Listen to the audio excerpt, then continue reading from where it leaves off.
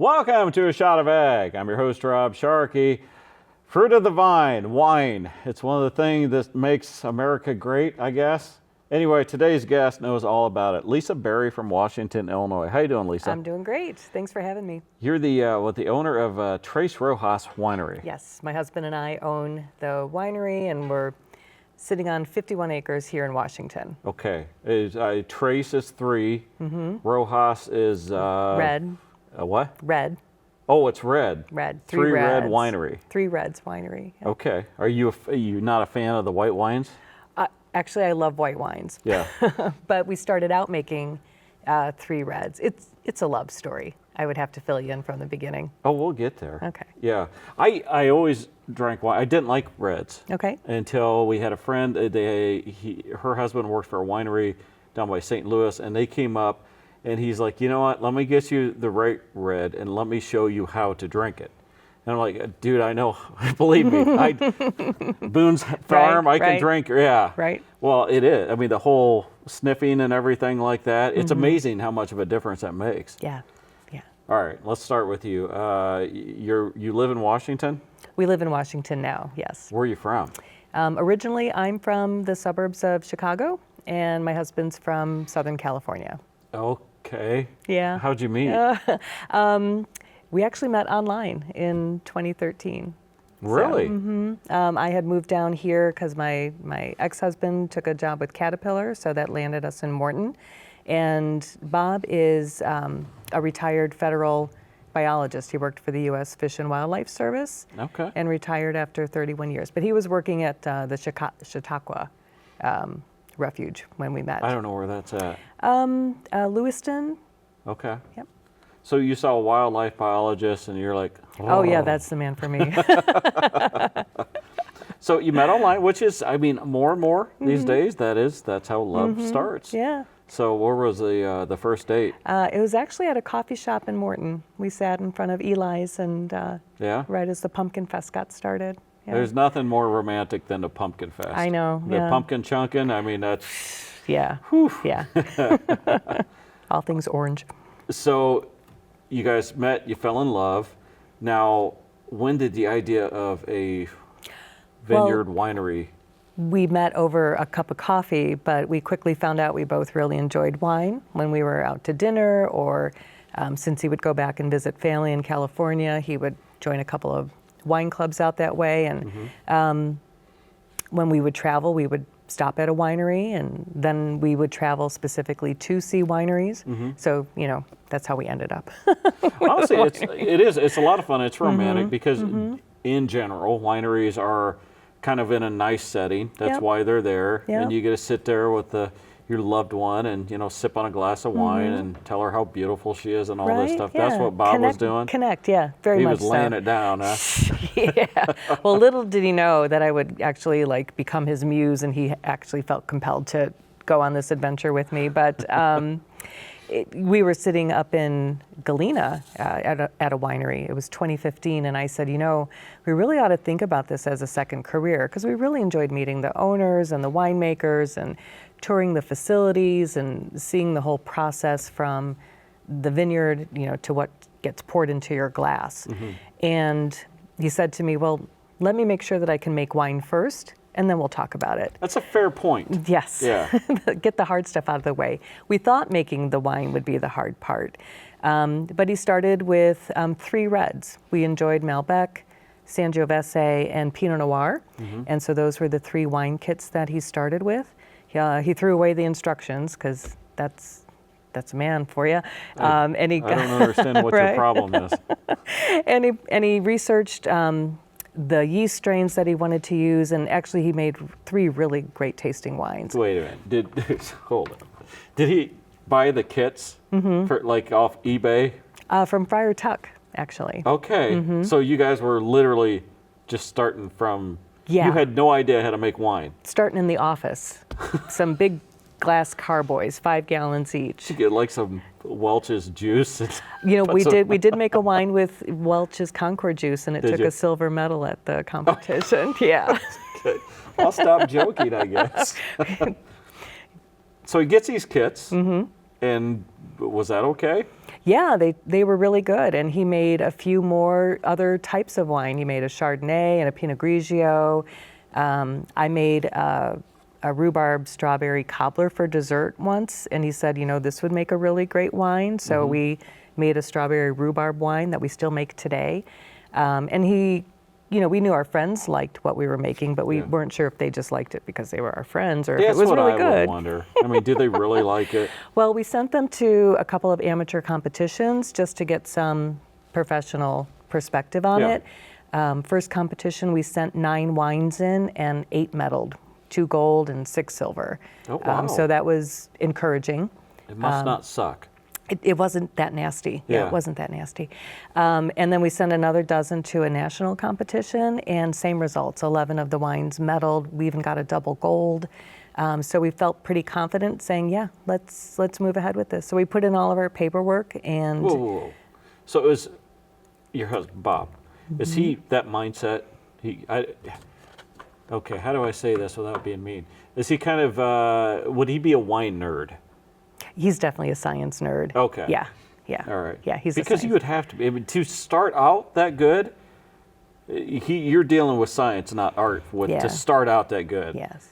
Okay. So he's a biologist, right? Yeah. So a lot of wine is chemistry and understanding what happens during the fermentation process and afterwards, and how to manipulate the wine so that it's smooth and not sharp, and all of those preferences that people have. So yeah. Okay. So you've got it figured out. Got it figured out. What's the next step?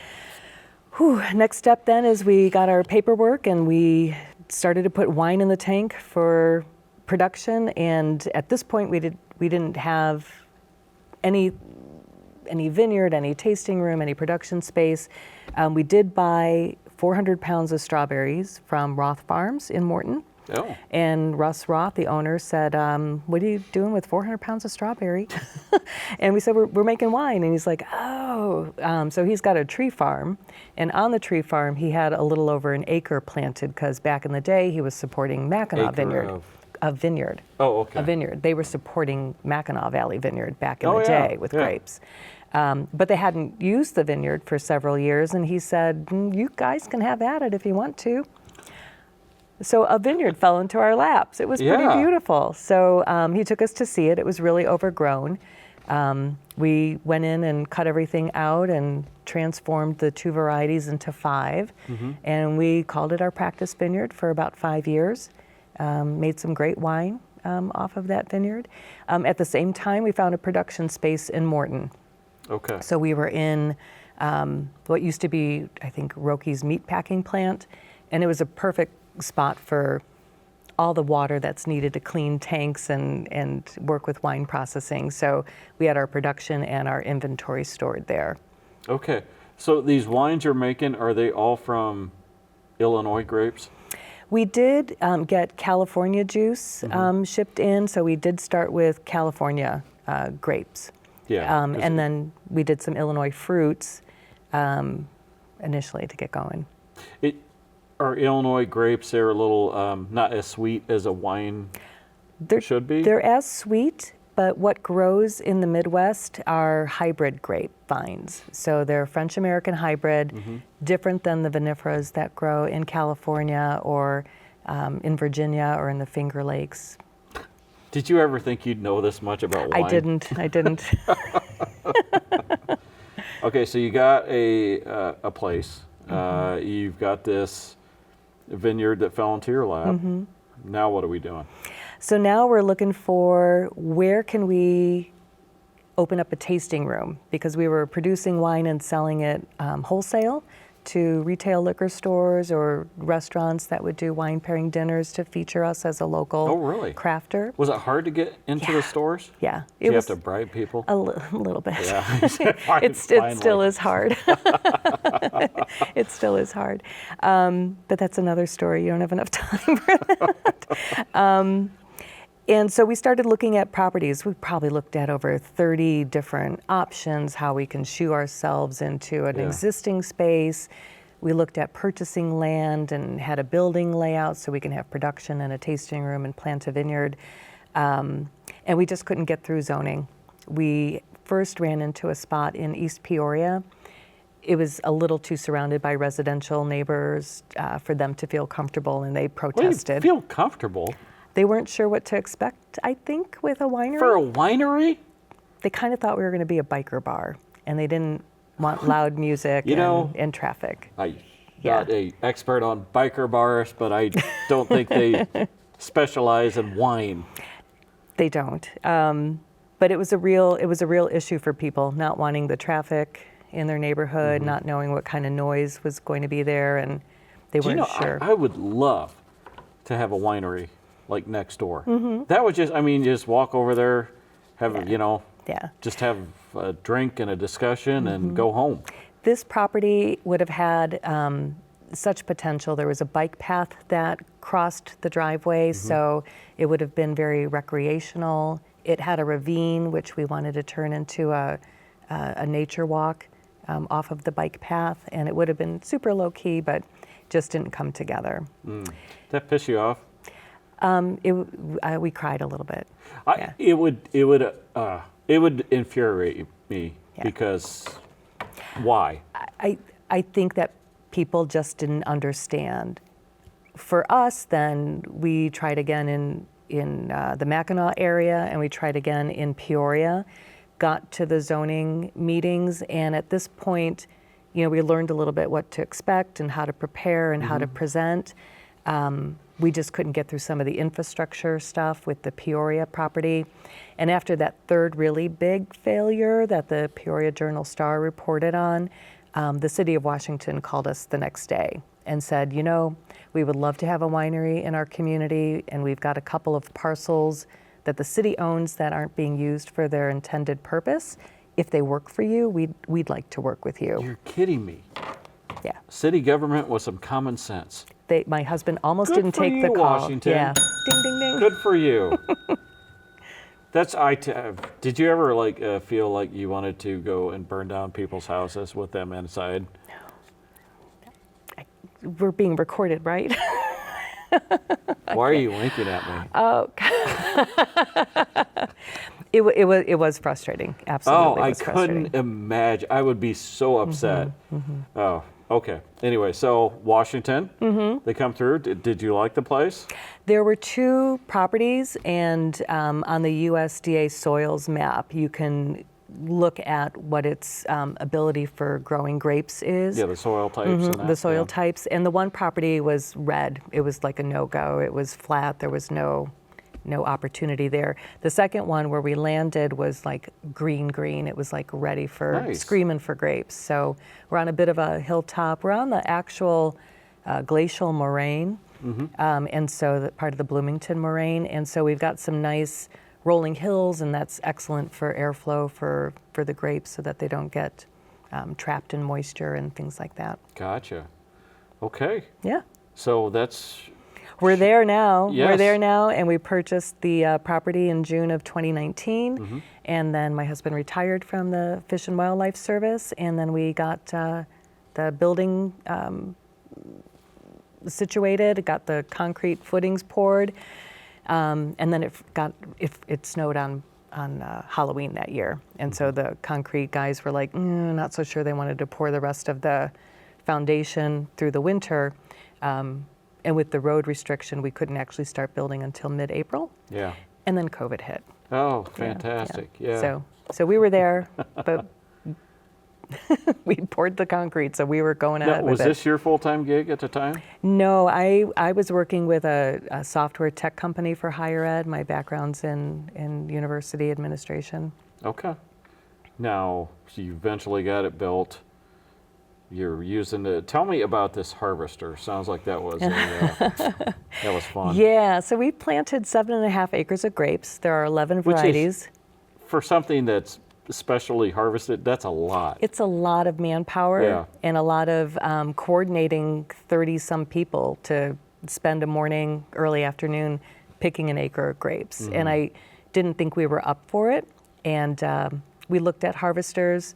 They're quite expensive, but we found a used machine up in Canada It was originally built in California, and a vineyard owner in Canada was using it, and he retired. So he was selling off of all of his equipment. But we went up to go look at it, and it was raining, so he didn't really get to drive it around. But we went ahead and purchased it and had it shipped to the vineyard. And I'll be sending you some video, but Bob said the first time he got on it, it's huge. It's like 14 high, 14 wide. It's like a big box, and it raises and lowers so that you can drive over the height of your rows. And internally, the beaters knock the berries off the vines. They fall on a conveyor. They come up. They get dropped into a side container that he can just drive over and empty when it fills up. But he said it was a little frightening the first time he was up that high driving over this row, because you can't see around you. You just have to trust the process. Frightening, like with a corn combine, and the per foot, the difference in revenue is day and night. I mean, if I go 100 yards with a corn, I mean, it's not the end of the world. You went 100 yards with yours, that would not be good. It would not be great. So is that how you're harvesting all your grapes now? That's how we're harvesting 9 out of the 11 varieties. We have 2 varieties in the vineyard that the clusters grow so close to the cordons that the beaters don't actually take them off smoothly. So those do need to be hand harvested. You call them berries. Yeah. That's a grape? Yeah, grapes. Okay. The berries, the clusters. Yeah. So a cluster is a berry? Or the berry? All the berries form a cluster. Okay. Yeah. So we do have a couple of harvest parties in the harvest season where people can come out, join us in picking grapes and have fun with the experience, and we serve lunch and a glass of wine. So. Do you do the foot stomping?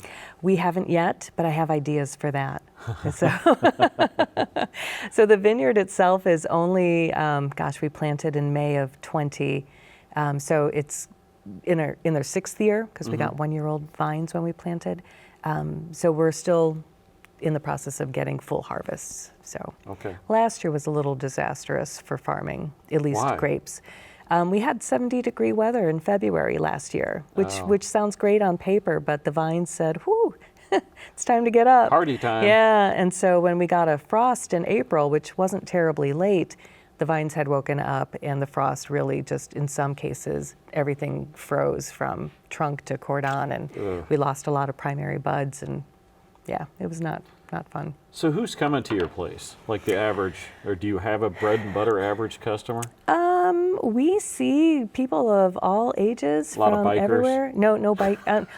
We get bike riders, and we do have people who come in on their motorcycles. I will say that, to be fair, and they're able to buy wine and stick them in their satchels. See, I told you. We see a lot of folks locally, but being between Peoria and Bloomington and Springfield, we do get quite a good crowd on a regular basis. We see folks from Chicago, down in St. Louis. We're a nice central meeting place sometimes. We've seen families meet their kids in college down in the St. Louis area at our winery. We also offer parking for Harvest Host members. What's that? So people who have RVs can join the Harvest Host membership, and that allows them to stay at different wineries, breweries, farms across the nation when they're traveling. And it's just a fun experience for them to stay somewhere, learn about the local product, have a free night's lodging. Hookups? We don't have hookups, so we're dry camping, but usually RVs are self-contained for a night. So, and we've met a lot of people. We have a huge map on our wall, and it's just stuttered with pins everywhere from where people come from. So it's neat. So you guys obviously have worked hard on this dream. You've had a lot of hiccups. Now, are you to the point where you can sit back and go, this is fun?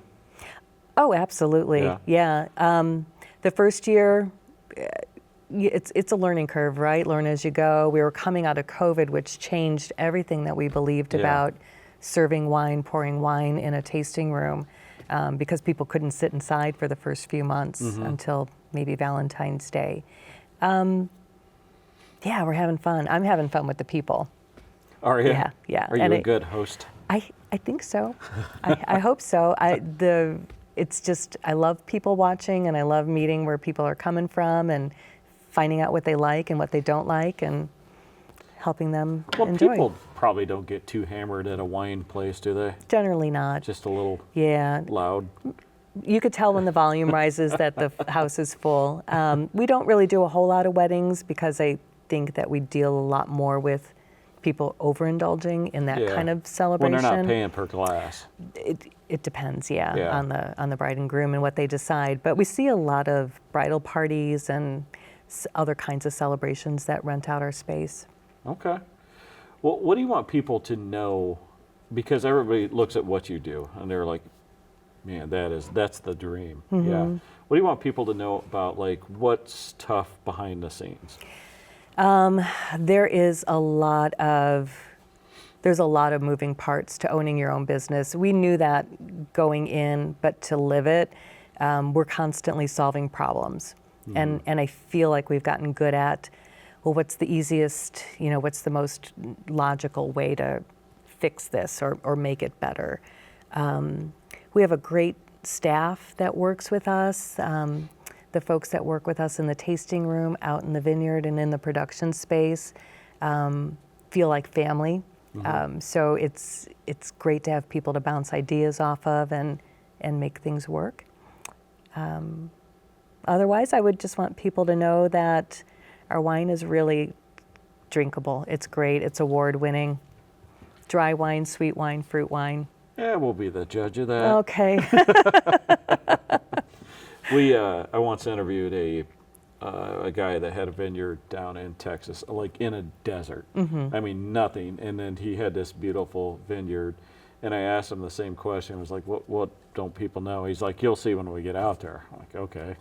You go out there, we're walking down the rows, rattling everywhere. They had rattlesnakes all up in their grapes. You probably don't get that. We have deer and we have starlings. Starlings? Oh, the birds are horrible. Yeah. They eat the grapes? Oh, yeah. Yeah. As soon as they start to ripen, they're like, it's a free buffet. Yeah. And so we have to throw nets over all of the grapes, and it kind of looks like cobwebs kind of hanging over all the grapes. Is there any way to keep the deer off them? We do have an electric fence laid out around the perimeter of the property. Is there any way to keep the deer off? Yeah. For the most part, it's not an issue.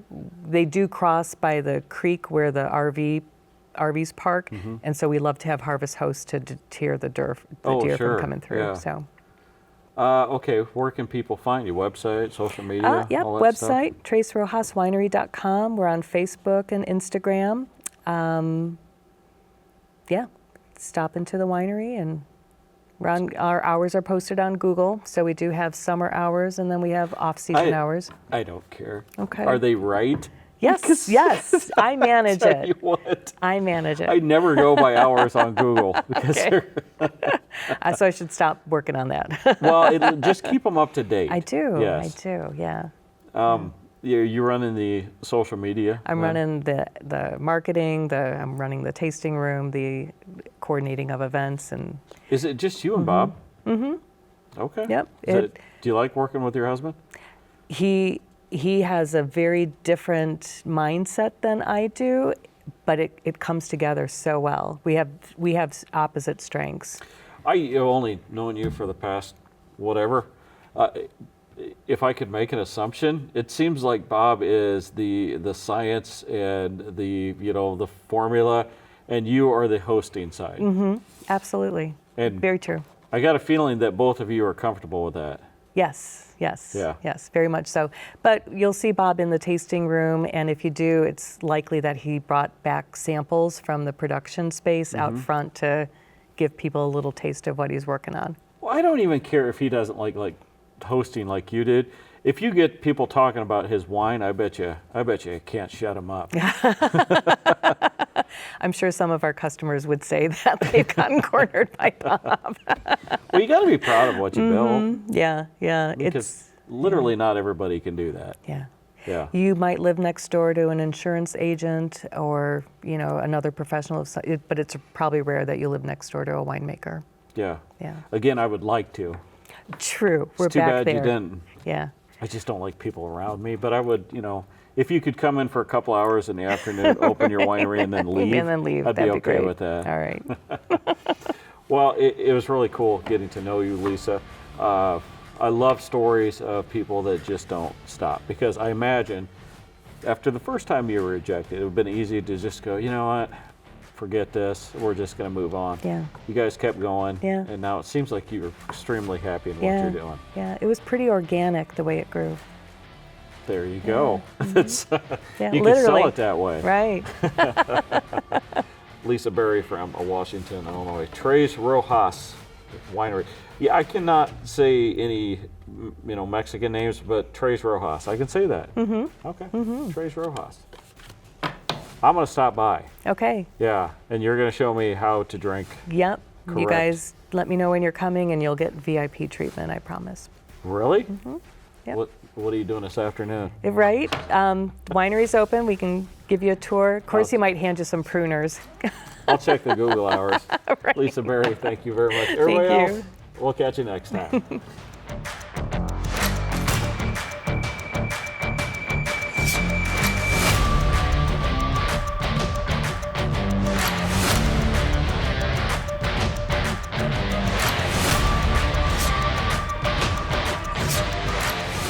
If you enjoyed today's episode, be sure to explore more of our local content.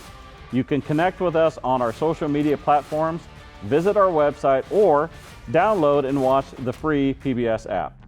We can't wait to see you next time on A Shot of Ag.